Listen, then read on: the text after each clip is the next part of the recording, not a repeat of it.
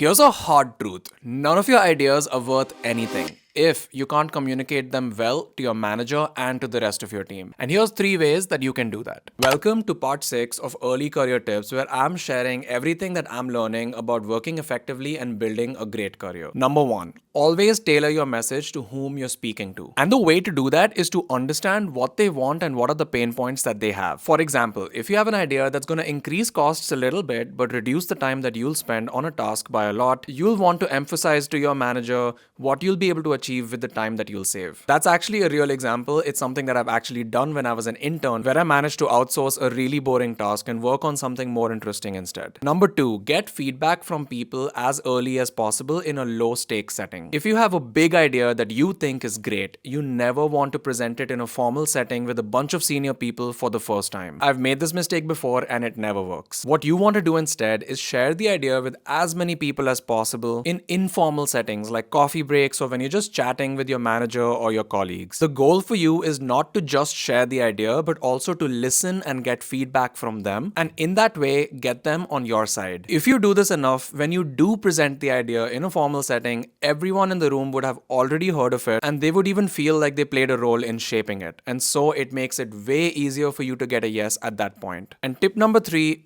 don't add more work to someone else. When you're sharing your idea, never add more work to someone else's plate. The best ideas that are the easiest to say yes to are where there's a clear roadmap of what needs to be done, who can do what, and most importantly, what it will cost, whether that's in terms of money or time. And in that way, your manager just needs to say yes. There's no other work on their end because you've taken care of it. Go to my profile if you want to see more tips like this, and give me a follow if you've just started your career and want to grow faster than everyone else.